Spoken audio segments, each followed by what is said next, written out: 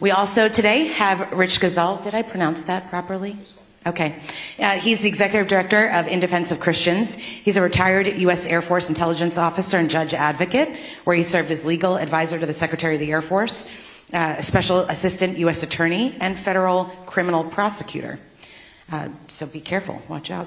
As an intelligence officer, Richard was the U.S. Air Force in Europe's Chief of Levant Political Military Intelligence. He's commanded over 1,500 mission hours of intelligence, surveillance, and reconnaissance operations. And he is an ordained reader in the Syriac Orthodox Church and speaks Tyrio, dialect of Aramaic. That's impressive. So thank you for being here. I would love for you to talk about Syria today. And of course, I'm trying to get my notes to come back up. I should have put this all together in a better way. Here we go. Given your background and experience, please talk to us about the Christian persecution in Syria. Since the fall of the Assad regime in December 2014 and the establishment of the Islamic-led transitional government, Syria has seen a surge in targeted attacks on Christians. You can describe some of them better than I will here. Reports from Aid to the Church in Need document a 40% surge in Christian flight to Jordan, Lebanon, and other neighboring countries. So can you talk about the intensifying threat to Christians in Syria, historically and since the government takeover, as well as why it matters not only for the region, but globally for those beyond the Middle East? And what protections or conditions did the U.S. impose on to prevent further violence and massacres and halt the exodus of Syria's ancient Christian communities? Well, thank you, Sarah, and thank you for CPAC for putting together this great summit. Very important. What we've seen in Syria over the last several months, since December of 2024, the fall of the government, is nothing new. This is what's been observed in Syria for 1,500 years, since the end of the Christian Golden Age in the Levant and the Fertile Crescent, Greater Middle East, and then, of course, was followed by the Muslim conquest, and the rest was history, I hate to say. But again, nothing new since December 2024, where the Assad government fell. Now, make no mistake, the Assad government was brutal. It was despotic. It was responsible for countless crimes against humanity, particularly his own population. But we must ask ourselves, have we jumped out of the pan into the fire in this case? Because although the world gained and is a better place for the overthrow of Assad, what's replaced him is far more concerning in many ways. They have a history, they have an ideology, they're an Islamist organization that has turned into a political movement, a transitional government. They can't deny or run away from their history. They've shown a very good face. They've been wearing a mask since December 2024 when they assumed power, but we can't mistake that for being an honest dealer in the world community. Obviously this was a cause for great concern and still is. Seeing the approach of the Trump administration has given us reason for cautious optimism, but still must remain sober nonetheless as we proceed. The lifting of sanctions in Syria, the relief of sanctions and upcoming repeal of the Caesar Act, as we expect it to be done, is a good thing. It's gonna save and rescue the Syrian economy, pull millions out from poverty, and strengthen the region, provide stability to the region, no doubt. But to be doing it in a way with no conditions and a carte blanche approach, normalizing diplomatic relations, would be a mistake. We don't see that happening, and we hope that doesn't happen. But conditions must be put in place in order for sanctions to be lifted and diplomacy to be normalized. That is equal citizenship under the law, international religious freedom, specifically in the context of within Syrian boundaries, and overall respect for human rights. So this is where we hope to see it go. Now, obviously, the Trump administration, as I said, has prioritized these interests, particularly international religious freedom, and we hope to see this actually take root. And we think no better way than really for the establishment or the appointment of a special envoy for international religious freedom in Damascus to be that watchdog, our eyes and ears on the ground. Yeah, my time in Iraq and meeting with the Christian community there opened my eyes really to what an incredibly important Christian community we have in the Middle East. and we need to do everything we can to encourage them and help protect them. In Defense of Christians has done incredible work in this area, in Syria in particular, so if anybody's looking for more information about that or wants to get involved in helping protect the Christians in that region, please let them know and reach out to him. I'm sure that they would be welcome. If I can make one, I know Please. we're running on time, but if I can make one final very brief point. The point here in Syria, it's one of many examples in the world where we see something like this playing out in many different forms that you'll see today. In Syria, it matters not any more than in any other theater or flashpoint, but it matters differently because the Christians of Syria, as many of you know, are one of the oldest Christian communities in the world still existing.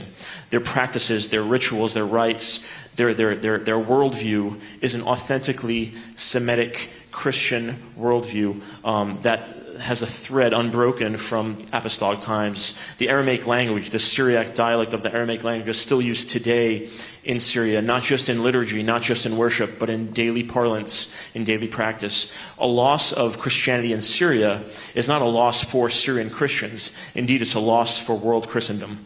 So thanks for this opportunity. No, thank you. That's an incredibly important point. Thank you for making that. And finally, and we are over time, but we're going to keep rolling here, Robert Nicholson. He's editor-at-large of Providence, co-founder and board member of Save Armenia, founder of the Philos Project, and co-founder of Passages Israel. He serves on the advisory board of In Defense of Christians and the Hague Initiative for International Cooperation. His written work has appeared in the Wall Street Journal, Telegraph, New York Post, Jerusalem Post. I could go on. And before getting a multitude of degrees, he was an enlisted Marine. Which is my favorite, so I had to mention that. Robert, thank you for being here with us. You have done incredible work over the years, and I have followed a lot of it and really admired you. So, but today I'd love for you to talk about Armenia and the Christian population in Nagorno-Karabakh, and just in that region. You've been an outspoken critic of Azerbaijan's actions toward this ethnic Christian population. Open Doors Watch List 2025 reported a record high violence score for Azerbaijan. It's driven by the post-23 redevelopment in Nagorno-Karabakh. We've watched satellite imagery show the destruction of dozens of Armenian churches, monasteries, cemeteries. How do you interpret this escalation and the role that religious freedom advocates play in countering Azerbaijan's silent erasure of this Christian heritage in its annexed territories?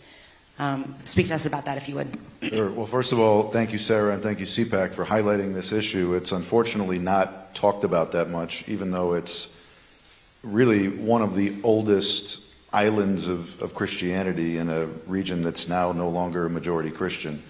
The Armenians were the first people to convert to Christianity as a nation. This is before the Roman Empire became Christian, and they've maintained that. And right now they are surrounded by Turks and Azerbaijanis, Russia to the north, Iran to the south. It's a very tough place for these 3+ million Christians. And I unfortunately didn't know about it even when I was advocating for Christians of the Middle East, and only really started to pay attention in, I'd say 2016, 2017, and especially in 2020 when Azerbaijan, this Turkic majority Muslim country next door, launched a war against Armenia for 44 days and just pummeled this much smaller, much weaker Christian nation in the middle of COVID, and no one spoke out. And it was then that I realized the importance of this issue to anyone who cares about Christianity in the world, especially in that part of the world. Many things have happened. I could recount them. I'm speaking now as co-founder of Save Armenia. Our director here, Matthias Pertula, is in the audience. You can hit us both up if you want to know more. Also our coalition partners, Suzanne Grishman from Mercury One and Dee Dee Laugesen from Save the Persecuted Christians. They've been stalwart allies on this issue. I'll kind of skip to the important part since we're short on time. Something really bad happened and something pretty good happened. And it's rare to have a good story in the religious freedom space, but there is a good story here. Whether it will stay a good story, I think, is on us. So what happened was there was a small piece of Armenia, you could say, called Nagorno-Karabakh that, to make a long story short, was taken by Azerbaijan and purged of its Christian population in full view of the world. This wasn't hidden. This was very visible to anyone who was paying attention. 120,000 Armenian Christians overnight forced from their homes. And this is not some place where the Armenians found themselves after centuries. This is the core of the Armenian homeland. If you think about Israel, it would be like Judea and Samaria for Armenians. That's the way I try to explain it. And these people are refugees still to this day. And this was only a few years ago in 2023. Earlier this year, the president of Azerbaijan, this authoritarian regime next door, was planning to go even further and actually gobble up a chunk of Armenia proper, the southern portion of Armenia, using all kinds of pretexts and rhetoric and trying to justify it in this way and that. And that's when the good part of the story happened. We, with coalition partners and some others, were advocating with the Trump administration, with people on the Hill, saying this is really, really important. The United States has an interest here. This is not something marginal to U.S. grand strategy. You're talking about Russia, China, Iran, right? Everything kind of comes together in this place. We can do something. And sure enough, to their credit, the Trump administration did something. It did something big. Put themselves right in the middle of this situation, essentially called Ilham Aliyev, the president of Azerbaijan, and say, no, you're not. You are not going to invade that country. We're going to come to some sort of arrangement. An arrangement was come to. I'd love to explain it. I think it's a great example of creative diplomacy and how to leverage power in politics for religious freedom. We don't have time for that. But I would say in some ways it's kind of a blueprint for what all of us, regardless of what we're working on, can work toward on our respective issues. A way to bring, the part of the State Department that works on the real stuff and the part of the State Department that works on religious freedom and other human rights issues together. It was masterful. But it's not perfect. There are still 23 Armenians who are prisoners of war in Baku. You mentioned, Sarah, the Christian properties in this region of Nagorno-Karabakh are being systematically destroyed, defaced, covered up, and turned into other things. Again, in full view of the world, well documented. You could go look it up. And this is an ally of the United States. There are still parts of Armenia proper that are being occupied by Azerbaijan. It's not done. The United States, I would say, to ensure its interests and the interests of the Armenian people, Christianity in that part of the world, needs to stay engaged. Because if we get preoccupied, stop paying attention, don't exert the leverage that we've now established in this critical part of the world, the people who are in the region, Azerbaijan, and even more worrisome, Turkey, right next door, are going to do whatever they want to do, and the Armenians will suffer. So it's a great example of what can be done, but it's also, I think, a mandate for all of us who care about Christianity and these Christian communities to lean in and to be asking the Trump administration to keep these regimes, these allies, accountable for the peace that was made. Thank you. And thank you, Save Armenia, Matthias, the incredible work you guys have done. I encourage you all to go to their website to see more about that blueprint so we can use that for these other areas. Thank you all for your heart, the work you've done over the years, and just being experts. Your kingdoms and palaces in heaven are large.